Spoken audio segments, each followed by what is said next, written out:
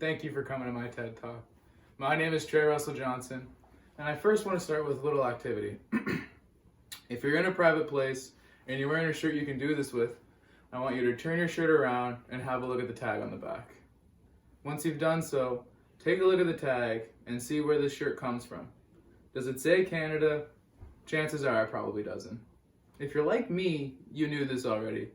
You knew companies will outsource their business processes for cheaper wages and ultimately to save money, but you don't really see the huge issue with it. Sure, companies like Nike and H&M have gotten in trouble for things like child labor in the past, but that was years ago. They fixed it now, so I can start filling my closet with their clothes again, right? Unfortunately, that's not the world we live in. So allow me to lift the veil on supply chain ignorancy. The vast majority of large-scale corporations that we buy from will only list the country that the product is made in, as opposed to where its materials come from, if it was made in an area of the country known for using sweatshops, and so on. We might know as much as made in China from the tag we just read, but that's about it. How does this happen? Well, there are a lot of different factors that come into play here, with the most basic and most important one being that nobody really cares. Sure, we say we do, but how many times can you say you've gone into a grocery store and asked, do you know where this tomato comes from? Or do you know where this steak is sourced from? And if you did, what was your response back? Do we even know where we get our own groceries? This question was driving me crazy, so I decided to find out. I have a question for you, actually. Where do you guys get your garbage bags from? Do you know? Pardon? Where do you guys get your garbage bags from? Do you know? Where do we get them from? Yeah. Good question, I don't know. Not sure? Okay. I'm not sure. It's okay. Hey there. How are you doing today? Good, how are you? Good. I just had a question for you, actually. Do you know where you guys get the chicken from here? We get from different places, not from, we don't have, this is not East Valley. No? Oh, okay. Okay. This is not. I actually had a question for you. Where do you guys get your potato wedges from? Where do you guys get your potato wedges from? Do you know? They're McCain's? Oh, okay. Okay, cool. How are you doing today? Good, you? Good. I was actually wondering where you guys catch your lobsters from. Do you know? I don't know the exact spot, but I know it's local. We get them after they're caught. Okay. Beans are sourced from South America and Africa. Okay, cool. Specifically Ethiopia, and then we do receive also some beans from Congo too. Oh, cool. That's a lot of different places then. That last video was from a local coffee shop here in Wolfville called Just Us, where one of their baristas was able to tell me where all their beans are sourced from for all their different kinds of coffee, which is an emphasis there at Just Us, who pride themselves on being Canada's first fair trade coffee roaster. This means that while their supply chain costs may be higher than the typical brand like Maxwell House, they're making a conscious effort to use their business power to have a positive impact on our environment. The sad truth about the rest of these videos that I showed you is the lack of knowledge when it comes to materials is consistent throughout all levels of their organization. And it isn't just them, it's all industries that we buy from. Looking at the chocolate industry alone, Mars, Hershey, and Nestle have all admitted to being able to account for less than half of where their beans are sourced from, with Mars coming in at 24%. That means there's a very real and a very high possibility that nobody knows where your chocolate comes from. Nobody knows who made it, how much they were paid, or how old they were. So what's the goal with supply chain transparency? Why do we want to know where our products are sourced? What's the need? To get a good understanding of this, I want you to think of it like a global farmer's market. If you've ever been to one in your area, it's a place you can typically visit on the weekends that's completely filled with local small businesses, local vendors, and local farmers that can sell their homegrown or homemade products. You love it because you know exactly who made your product, you know they're actually benefiting financially from you purchasing their product, and you know they're treated ethically throughout the entire supply chain process. Having the ability to go into a Walmart or a superstore and know which of their bananas picked in the Cocaine Valley were done so for $10 a day or $10 an hour, and being able to ask an employee a question about one of their supply chain processes and receiving an educated answer, like I did at Just Us, is huge, and it's something that we have not stressed as a society yet.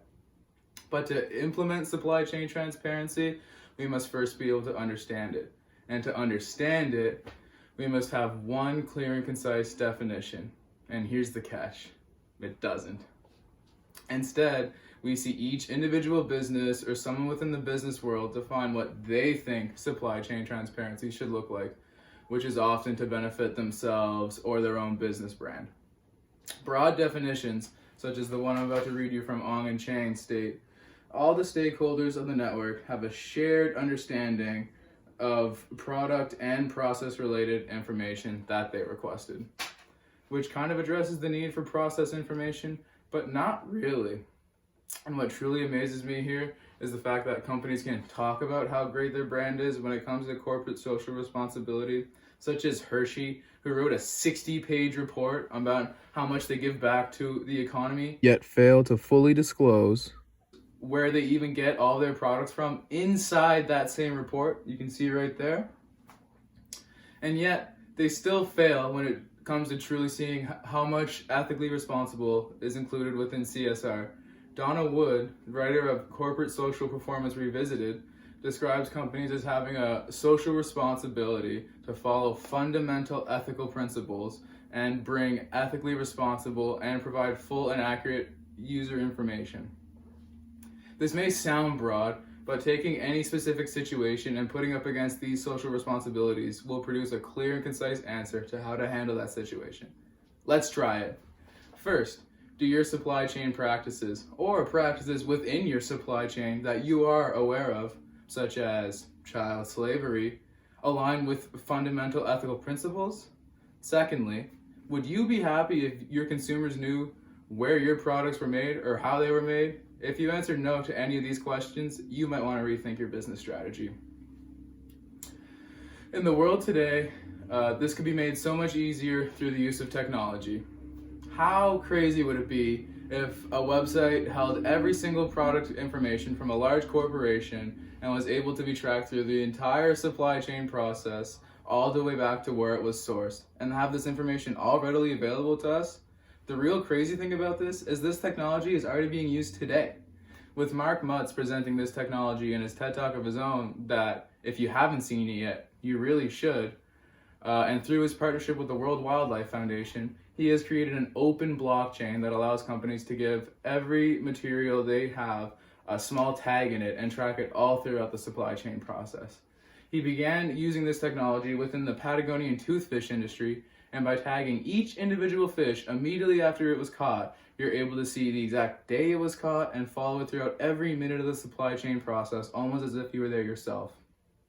Unfortunately, this technology just isn't popular enough right now to be implemented universally. And if it was, the companies would only truly implement them if they had no other choice. And in that is where the true issue lies. Going back to the chocolate industry, Nestle, Hershey, and Mars have all signed on to the Harkin-Engel Protocol, which focuses on eradicating child labor and developing standards in their supply chains. And they've even set in place specific deadlines for when these child labor should be eradicated and how it should look like, like eliminating 70% of underage workers from their processes. The only thing is, that first deadline was set in 2003, yet it came and passed with no real action. Then again in 2005, 2008, and 2010.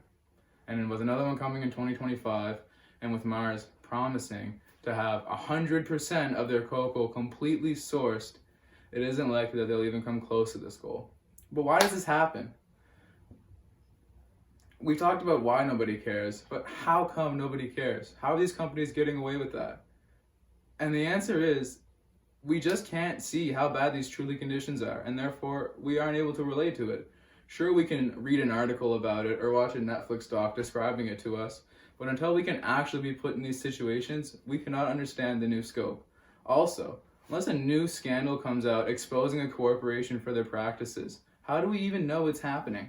If nobody blew the whistle on child labor in the chocolate industry 20 years ago, would we still be criticizing Hershey and Mars today? These companies don't want supply chain transparency.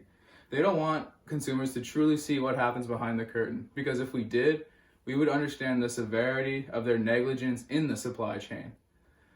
If we think the stories we've heard are bad, just imagine the stories that we haven't, the ones that have been covered up. It's easy to say here that these companies shouldn't be penalized because all these issues aren't happening directly under their watch, but through external contradictors they really have no control over. When in reality, these large corporations like Nestle and like Hershey hold so much power in our world that they are able to theoretically eliminate all these issues if they wish to, yet they just don't truly understand the full magnitude of their responsibility. And this is the basis behind supply chain transparency. By knowing which foods are made with child labor and being able to use that as a factor in our decision-making processes when these purchasing decisions, we're able to take the power away from these large corporations by not buying their products and instead buying from companies that have practices we actually agree in. But whatever it is, something needs to be done. Supply chain transparency helps us personally by extending our ethical values into our purchasing decisions, but it also helps the workers across the globe see increased living wage that they haven't seen before. It helps 10 to 12-year-old kids get away from the cocoa farms and get back into schools. Because that's who this really affects. The real victims here are the ones that we can't see, the ones that are in these developing countries being forced to work illegally with improper wages or under constant discrimination, but have no power to change any of it. And I know what you're thinking.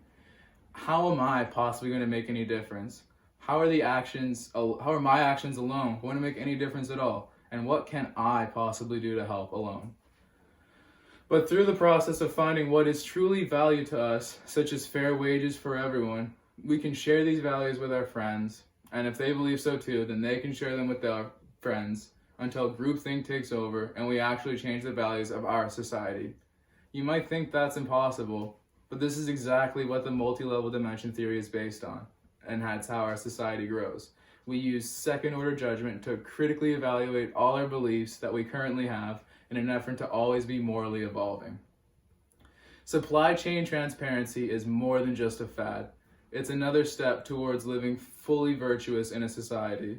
Through supply chain transparency, we can have a massive effect on business ethics through the products we buy.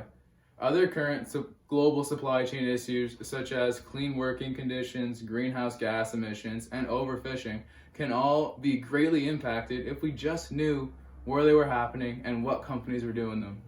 And this is why we need to find the value in supply chain transparency, because at one point in time, nobody had an issue with smoking inside, until somebody did. Thank you.